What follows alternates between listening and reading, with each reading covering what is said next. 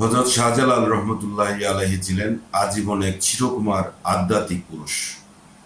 অথচ আজ তার পবিত্র মাজারকে কেন্দ্র করে কেন এই পারিবারিক সম্পদ দখলের লড়াই? প্রতিদিন মাজারে আসা লাখ লাখ মানুষের ভক্তি কি কেবল নির্দিষ্ট কিছু মানুষের পকেট বাড়ি করার জন্য, নাকি সেই অর্থ দিয়ে মুছে দেওয়া সম্ভব সমাজের আত্মসম্মানবোধ সম্পন্ন অনাহারী মানুষের চোখের জল? শত বছরের প্রচলিত রেওয়াজ ভেঙে সিলেটের জেলা প্রশাসক ও জেলা ম্যাজিস্ট্রেট মোহাম্মদ সারওয়ার আলম যখন মাজারের আয়ে স্বচ্ছতা আনতে উদ্যোগী হলেন, তখন শুরু হলো নতুন বিতর্ক। এটি কি কোনো ষড়যন্ত্র, নাকি দীর্ঘদিনের অনিয়মের ঐতিহাসিক অবসান? ইতিহাসের সত্যতা, মানবিক দর্শন আর বর্তমানের কঠোর বাস্তবতার এক গভীর বিশ্লেষণে আপনাদের সাথে আছি আমি, শামীম আহমদ তালুকদার। আপনারা দেখছেন নান্দনিক সংলাপ। আসসালামু আলাইকুম ওয়া রাহমাতুল্লাহি ওয়া বারাকাতুহু। চলুন দেখে নেওয়া যাক আজকের বিশেষ আয়োজন।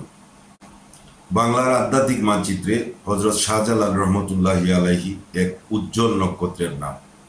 1271 খ্রিস্টাব্দে তুরস্কের কুনিয়া শহরে জন্মগ্রহণকারী এই মহান সুফি সাধক কেবল একজন ধর্ম প্রচারক ছিলেন না, বরং তিনি ছিলেন সমাজ সংস্কারক, বীর যোদ্ধা এবং মানবতার সেবক।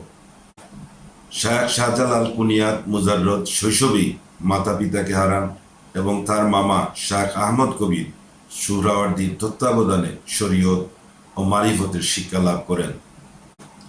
অবশেষে মামার নির্দেশে ইসলাম প্রচারের মহান উদ্দেশ্যে তিনি ভারতবর্ষে আগমন করেন।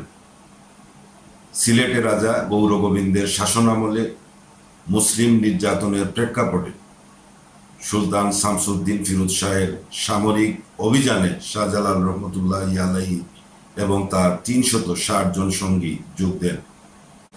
এটি কেবল সামরিক বিজয় ছিল না, বরং সিলেটে ইসলামের শান্তির বাণী প্রতিষ্ঠার সূচনা ছিল।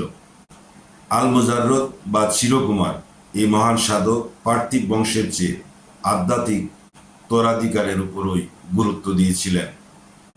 বর্তমানের মাজার কেন্দ্রিক সম্পদ বিতর্ক ও পারিবারিক উত্তরাধিকারের দাবি ইতিহাসসম্মত নয়। যারা নিজেদের বংশধর দাবি করছেন তারা মূলত মাজারের সেবায়েত বা খাদিম পরিবারের সদস্য। সেবা করা আর মাজারকে ব্যক্তিগত সম্পদ দাবি করা সম্পূর্ণ ভিন্ন বিষয়। এই প্রেক্ষাপটে সিলেটের জেলা প্রশাসক ও জেলা ম্যাজিস্ট্রেট মোহাম্মদ সারওয়ার আলম বিরচিত সাহসিকতার পরিচয় দিয়েছেন। মাজারের আয়ের স্বচ্ছতা নিশ্চিত করতে তিনি কয়েক শত বছরের রেওয়াজ ভেঙে মাজারের দানের ডেক সিলগালা করে প্রশাসনের উদ্যোগে দান বক্স বসিয়েছেন। সেই সাথে দান বক্সের পাহারায় আনসার মোতায়েন ও সিসি ক্যামেরা স্থাপনের উদ্যোগ সিলেটবাসীর মধ্যে ব্যাপক প্রশংসা কুড়িয়েছে।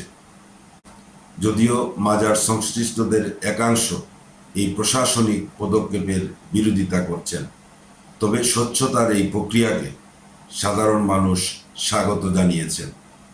মাজারের স্বচ্ছতা নিয়ে এই যে সাহসী পদক্ষেপ, তা নিয়ে কেবল সিলেটও নয়, এখন জাতীয় সংসদেও আলোচনার জ্বর উঠেছে। 25শে জুন 2026 তারিখে জাতীয় সংসদে গাজীপুর 4 আসনের সংসদ সদস্য জনাব সালাউদ্দিন প্রস্তাবিত বাজেটের উপর আলোচনায় অংশ নিয়ে একটি গুরুত্বপূর্ণ প্রশ্ন তুলেছেন। তিনি স্পষ্ট অভিযোগ করেছেন যে দুর্নীতিকে উৎসাহিত করার লক্ষ্যেই সৎ ও ক্লিন ইমেজের কর্মকর্তা সারওয়ার আলমকে সিলেট থেকে প্রত্যাহার করা হয়েছে। একজন সরকারি কর্মকর্তা যখন দীর্ঘদিনের প্রচলিত অশুভ রেওয়াজ ভেঙে জনস্বার্থে এবং স্বচ্ছতা প্রতিষ্ঠায় কাজ করেন, তখন তার বিরুদ্ধে অপতৎপরতা বা বদলি বাণিজ্য যে কতটা হতাশাজনক তা জনমনে প্রশ্নের জন্ম দিয়েছে। সংসদ সদস্য সালাউদ্দিনের এই বক্তব্য আমাদের মনে করিয়ে দেয় যে দুর্নীতি যখন প্রাতিষ্ঠানিক রূপ নেয়, তখন নীতিবান কর্মকর্তাদের টিকিয়ে রাখা কঠিন হয়ে পড়ে। মাজারের পবিত্রতা রক্ষা এবং ক্ষমতার দাপট কমিয়ে স্বচ্ছতা আনার যে উদ্যোগ সারওয়ার আলম নিয়েছিলেন, তা আজ কেবল একটি প্রশাসনিক সিদ্ধান্ত নয়, বরং এটি বাংলাদেশের প্রশাসনিক সংস্কার ও নৈতিকতার লড়াইয়ের এক প্রতীক হয়ে দাঁড়িয়েছে। তাই স্বচ্ছতার এই ধারা কি আমরা বজায় রাখতে পারবো, নাকি স্বার্থান্বেষী মহলের কাছে নথি স্বীকার করব? এই প্রশ্ন আজ আমাদের সবার সামনে। মাজারের আয় কেবল রক্ষণাবেক্ষণের জন্য নয়, বরং এটি হওয়া উচিত আর্থ মানবতার কল্যাণে। যদি প্রতিদিন মাজারে 5 লাখ টাকা কালেকশন হয়, তবে তার অন্তত 1 লাখ টাকা যদি দুস্থ ও অনাহারী মানুষের খাদ্যের জন্য ব্যয় করা হয়, তবে তা হবে প্রকৃত আধ্যাত্মিকতা। বিশেষ করে সেই সব আত্মসম্মানবোধ সম্পন্ন মানুষের জন্য যারা লজ্জায় হাত পাততে পারে না। অলিয়া উলিয়া ও মহামানবরা কখনো কোনো নির্দিষ্ট পরিবারের গণ্ডিতে আবদ্ধ ছিলেন না। হযরত শাহজালাল রহমতুল্লাহি আলাইহিকে কোনো নির্দিষ্ট পরিবারের সম্পত্তি বা বংশীয় উত্তরাধিকারের গণ্ডিতে আটকে ফেলা তার দর্শনের পরিপন্থী। ইতিহাসকে বিচার করতে হবে যৌক্তিকতার আলোকে। তথ্যের বিকৃত রোধ করে মাজার কেন্দ্রিক অশুভ স্বার্থান্বেষী মহলকে প্রতিহত করা এবং হযরত শাহজালাল রহমতুল্লাহি আলাইহির অসাম্প্রদায়িক, অমানবিক ও জনকল্যাণমুখী আদর্শকে ধারণ করাই হোক আমাদের মূল লক্ষ্য। দর্শক, আজকে এ পর্যন্তই। দেখা হবে অন্য কোনো বিশ্লেষণে।